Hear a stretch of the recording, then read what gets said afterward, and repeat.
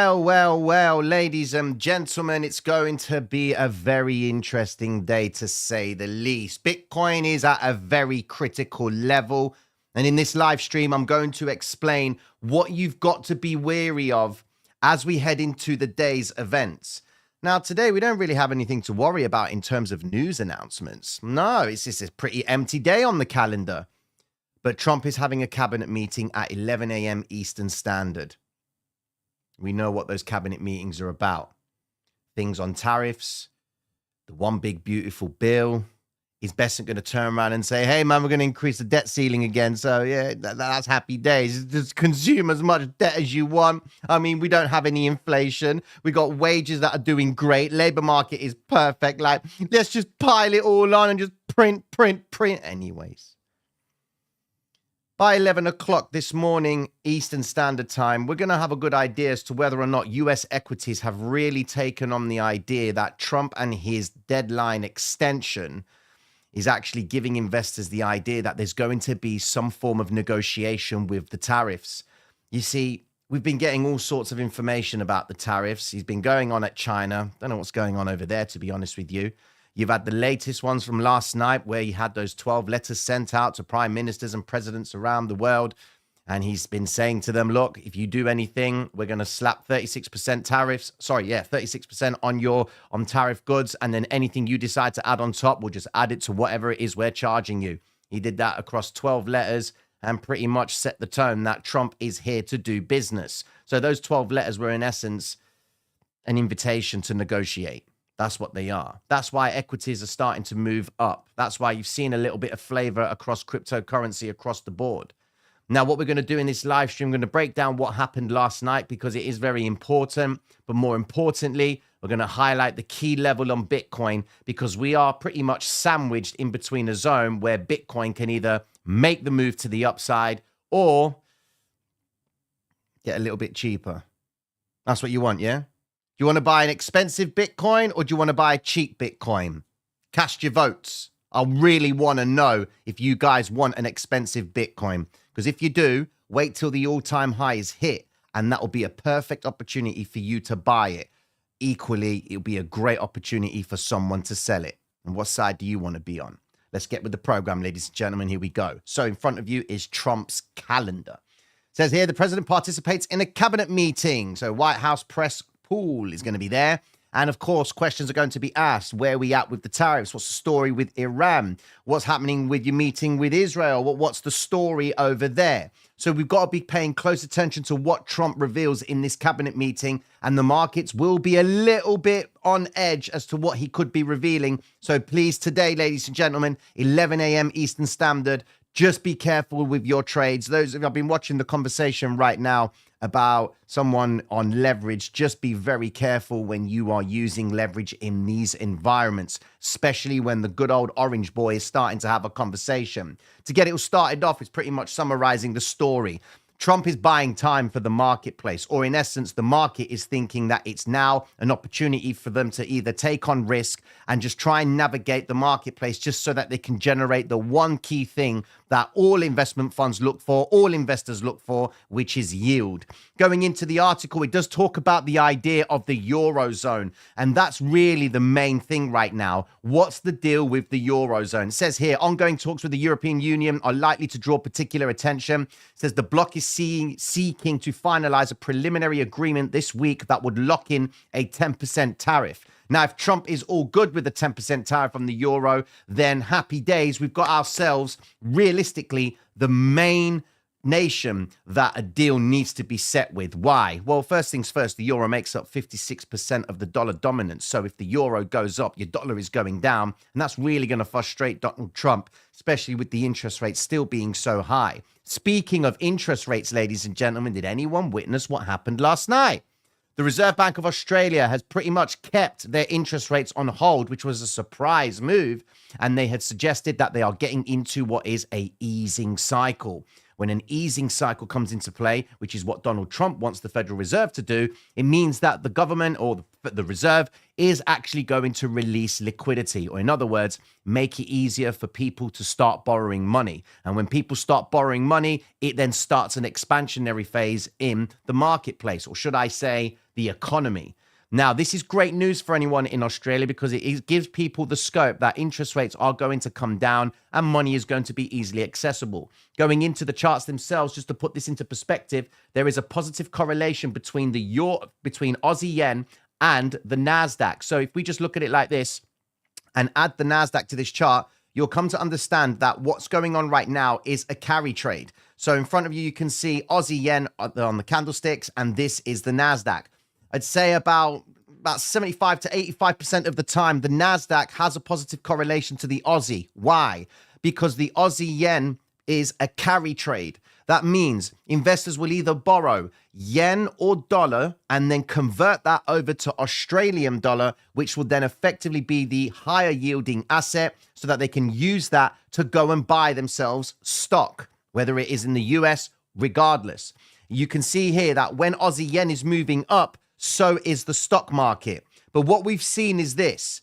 Aussie yen moved up aggressively last night in the Asian session. Equally, the NASDAQ didn't do the same thing, but it did move up slightly. Now, we just quickly go over to the NASDAQ itself to put that into perspective for you. That's your Aussie yen. You can see nice big green vector candles coming into play. And now we've got the NASDAQ itself showing it has been climbing up, but it hasn't been such a great move higher, but it has followed what the Aussie yen has done. Now, what you've got to be mindful of is this. If you pay close attention to Aussie yen, and I always talk about the carry trade because it helps us reveal where we are with money, okay? Now, you can see Aussie yen is moving up and it's already swept the Asian session high. There is going to be grounds for some form of profit taking coming into play. Maybe the NASDAQ is giving us the clue of that with the idea that it hasn't fully made a move higher, but the market isn't fully open yet. And of course, we got Trump and his cabinet meeting. There will be some volatility coming into the marketplace. However, Trump has got bigger problems, especially when one of the world's biggest fund, okay, is suggesting that they prefer European bonds over US bonds. That is bad news right there. What do you think that's going to do? That's going to force the yields, the US yields, to shoot up, which equally means that the stock market is going to struggle to climb. What do we mean by that? Well, when the yields are moving up, especially the 2-year, the 5, the 10, and the 30-year, it tells you investors are seeking more of a rate of return before they start getting involved in bonds. Now, the most common bond market is the 10-year bond market. How's that doing? I mean, this is the 1-hour time frame. Doesn't look like it's doing too great right now, especially with the optimism around tariffs, because everyone knows that Trump right now is using the tariffs as just a pure negotiation tool. We're going to throw 36% tariff on you. Nation comes back and says, hey, man, let's have a conversation. Trump says, you got a deadline for that conversation. We're going to make it the 9th of July. I'm like, all right, cool, but let's have a conversation. I mean, we've got so much to take into consideration. Hold up. I'm Donald Trump. Let's put an extension so we can have a conversation for a longer period of time. Let's just share some tea and enjoy it. Investors have already got the idea that that's what Trump's going to be doing. And I expect it to be the same case with the euro itself. There's going to be a negotiation. They're not going to like what Trump has to say. Trump will then give them a deadline, and then he'll extend that deadline exclusively for the Eurozone and then come back and we have ourselves a deal. What's going on with China? Does anybody know where we are with the tariffs on China? That conversation seems to be just gone right now. Nothing's being said. If they're not consuming bonds, it's going to force the stock market to struggle because the yields are going up and investors want higher rates of return. Given that the expectation of interest rates is to be cut in the future, with what's going on with the tariffs, the Federal Reserve is like, hold on a second, I'm not really too keen on cutting just yet. I mean, you look at the rates right now. You've got the euro, the dollar itself currently sat at the 4.5%. Pounds coming in at 4.25. Aussies coming in at 3.85. New Zealand 3.2. Canadian 2.75.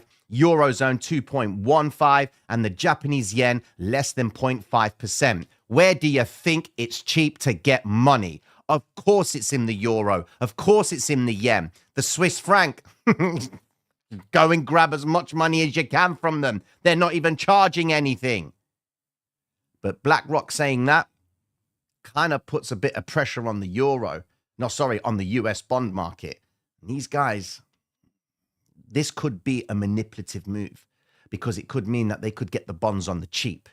it means that there could be a spike in the yields. They could be forcing the yields to go up so that they can demand a greater yield on holding US debt. Now, remember, the Japanese hold the most US debt right now. And with the yields going up, those guys are sitting nicely on the rates of return on holding US debt.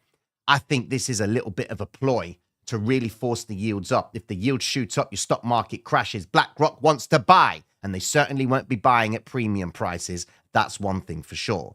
So come back to this live, ladies and gentlemen, if we witness the bond market collapsing because the BlackRock saying that they prefer European government bonds, that's a little bit of an issue for the US.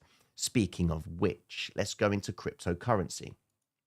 $1 billion in cryptocurrency funds. So that's really good news. It says here that according to the latest report from CoinShares, global cryptocurrency exchange traded products, ETPs, attracted $1 billion plus in inflows during the week ending Friday. So that's really good news for cryptocurrency. I mean, everyone's going into it. Right now, we don't have any developments regarding the ETF, and we've got BlackRock putting 134 Bitcoin into Coinbase. But overall, it seems like things are looking promising with regards to the ETF. Going over to the Bitcoin ETF price action itself, we can see that we're going into a little bit of a gap up into the open, and we've got a little gap down here that is a bit of a problem for us. But there seems to be this wall happening inside of this range, which leads me over to the next thing about the critical level for Bitcoin. But first, Garlinghouse is going to testify before the US Senate on digital assets. What could you say? Go and buy this coin, ladies and gentlemen. It will never move up. It will never move down. It will stay in the same zone. And that is a fantastic investment. Hell, it could be a new stable coin. Who knows? But we're not interested in that.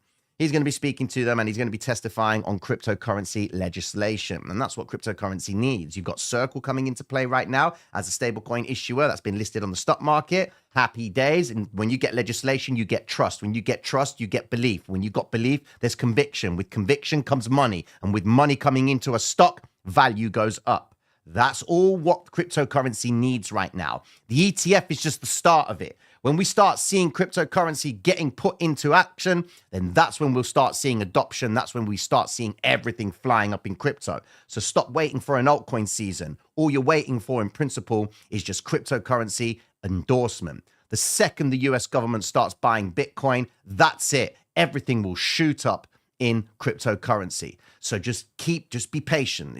It's going to happen. But I did say that cryptocurrency, Bitcoin dominance, is going to go to 70%.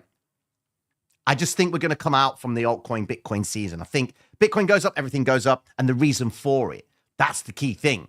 If you hear that the US government is buying Bitcoin, everyone's going to be like, sure, man, everything's going to shoot up. I will go and buy myself XRP. Even that will move up 5 cents on the back of the US government buying Bitcoin. Anyways, let's get to this Bitcoin level that I was talking to you about. The gentleman, Dan Crypto Trades, he says that you got to keep an eye out for this liquidity range, this cluster, which apparently acts as a magnet for price when it gets close to it. Correct, Dan. It does act as a magnet. Why? Because as price is getting towards a specific range, depending on the participants that were there before, the participants that are currently there, and the participants that are paying attention to price where it's at, you've got these three ways that price can behave, or the result of price behaving. Okay, let me explain. In front of you is the high block. Now, what can you see here? Bitcoin is just behaving like an electrocardiogram, like someone is just sat there getting their heart, their vitals checked, and everything looks good. You've got a cluster of no, I'm not going to say it. You've got quite a large cluster of shorts up here. These guys are the ones with the higher margins, less leverage. And then you've got these guys right here with decent amount of margin, but more leverage. And those are the shorts. Equally, you've got the same thing happening down here with the longs.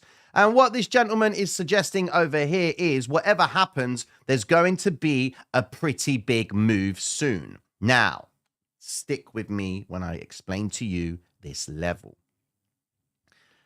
Before a major move happens, or any event that happens that leads to a major move, it always ends up doing the opposite thing. For example, Let's go back and look at the carry trade unwind of the 5th of August last year.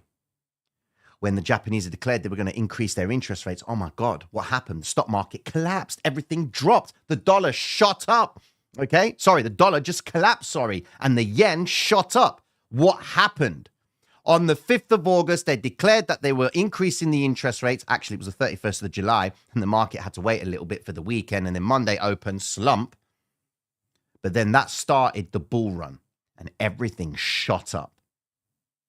So, what events are we going into? Well, we've got the FOMC minutes tomorrow. We have critical bond auctions coming into play with the US. And if the demand for the bonds ain't there, that's a little bit of a problem. I mean, come on, man. BlackRock, why are you saying this now? Why would you say this one day before the US bond auction? Let me click that. Let me get rid of this. Let's get rid of this, get rid of this, and click this, and look at what we've got. Tomorrow, we have the 10-year bond auction, very important, followed by the 30-year bond auction, very important. If there's no demand for these bonds, the market is going to think, boy, that's bad news. The yields are going to shoot up. Stock market's going to go down. Right? Makes sense why BlackRock is saying that. Could be on the assumption that maybe it knows that there isn't a demand.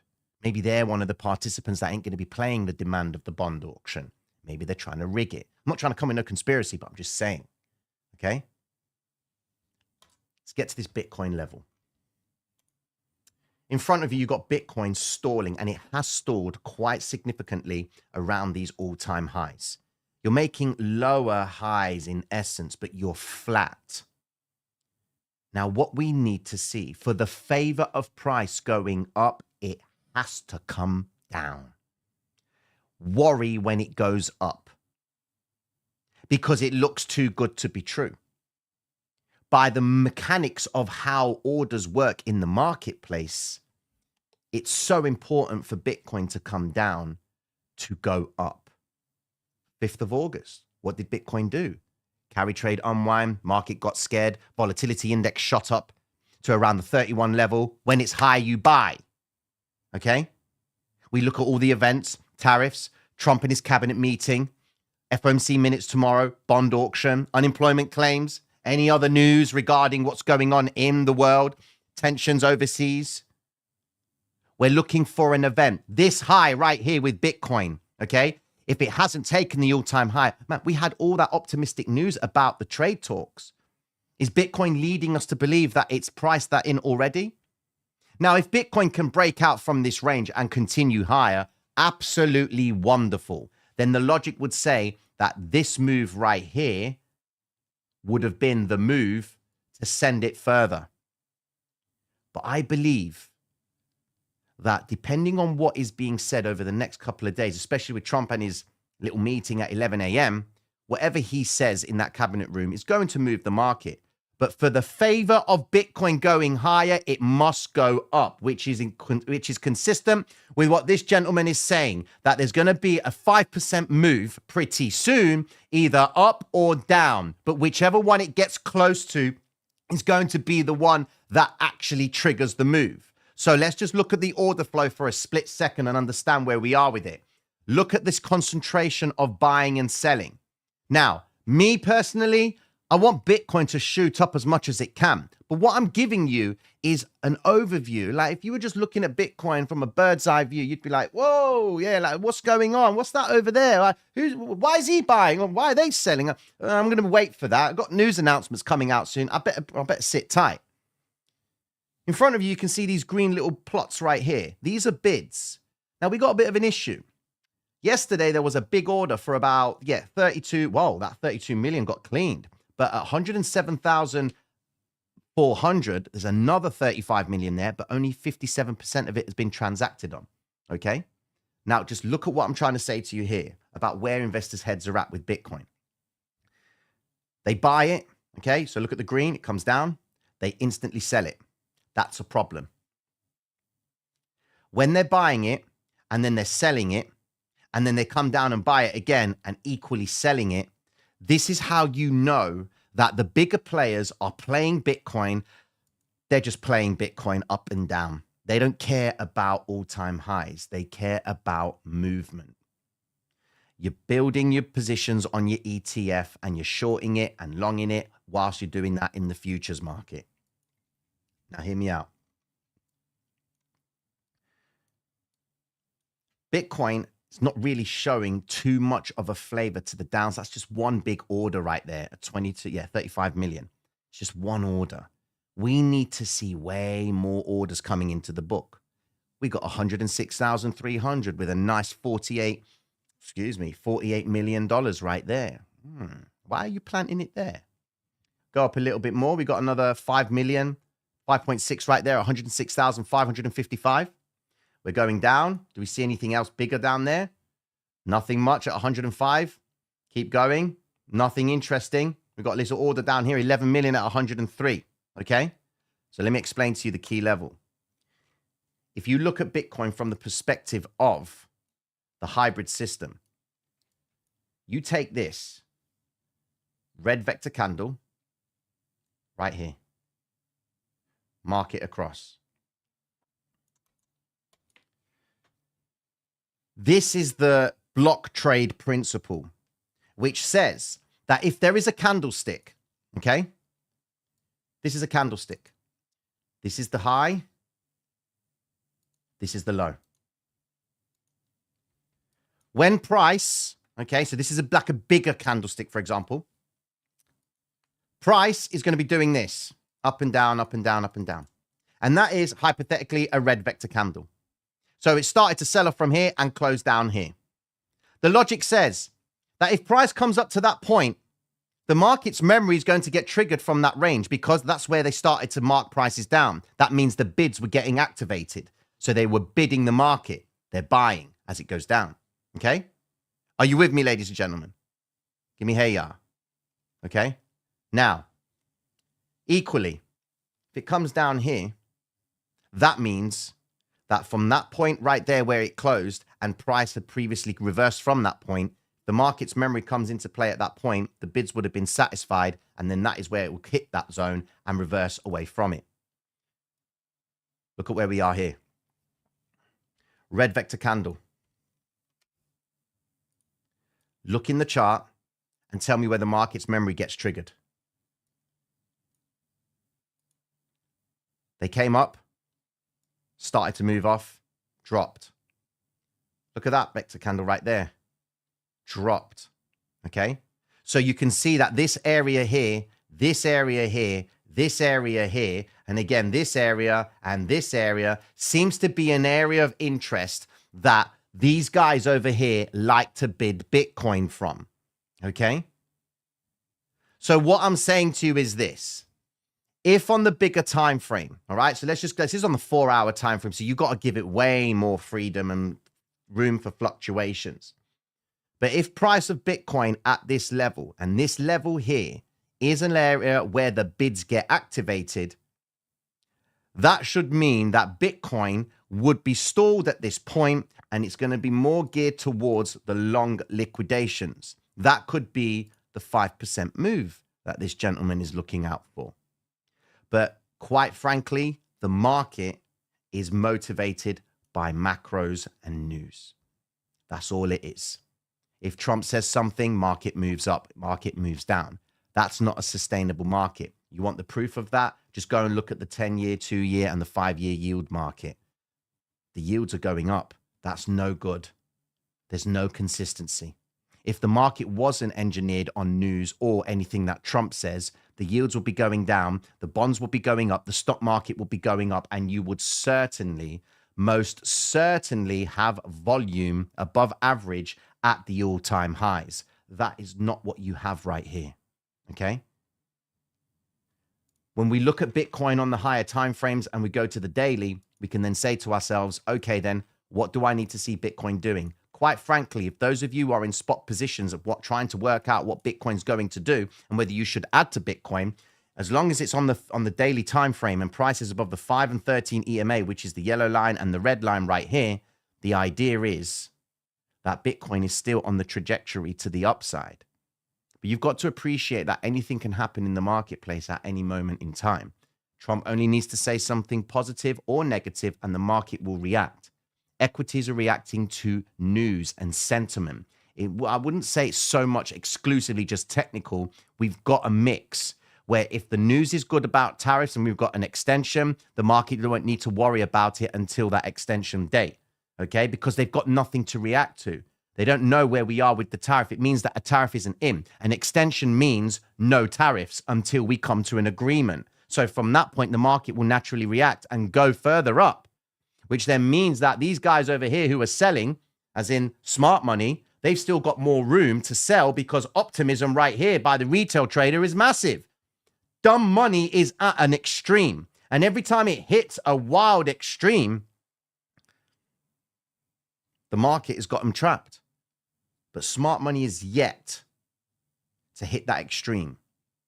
And it doesn't need to hit the extreme either. It will be fitting if it did. In other words, if the blue line goes down, the stock market goes up. If the blue line goes up, the stock market goes down. When the blue line's down, they're selling. When the blue line goes up, they're buying. Does that make sense, ladies and gentlemen? Happy days. Now, your market is about to open in 2 minutes. How many of you like the stream? Only 200 of you. That's really sad.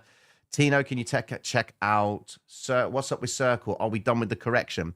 Look, I've said this before about Circle. This is a long-term play. I'm talking the next 6 months, okay? That 200 mark, happy days. I expect Circle to continue to move up. Circle is moving up by itself, in my honest opinion. It's just moving on its own accord. Why? Because they're getting their business started and things are starting to develop.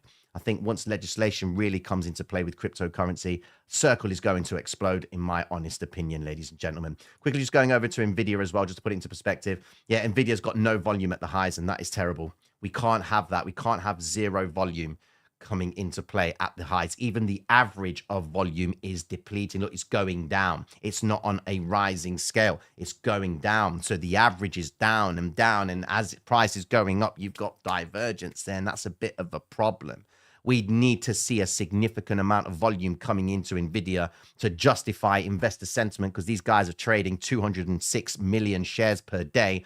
That is your heavyweight that you want to pay attention to. Going over into the stock market itself right here, it says here that stock down on tariff worries, and exposure should be still between 80 to 100% of your portfolios. And we're still stuck at these 2 distribution days on the NASDAQ, 3 on the S&P. So that's something that you've got to take into consideration, ladies and gentlemen. With that being said, I hope you've enjoyed today's live stream, keeping you in the loop. Just be very, very mindful of that play on Bitcoin. We're waiting for some volatility to come in. The long liquidation is going to come in. Preferably, I would want the longs to get liquidated, because that would solidify the idea of buyers buying as Bitcoin drops, which gives me more of a reason to believe that Bitcoin can bounce and reverse higher. You need the drop to get the pump, and that's as simple as that. Hit the like button on the way out, ladies and gentlemen, and I'll be tuning into you all later on. Take care of yourselves, gang. Peace.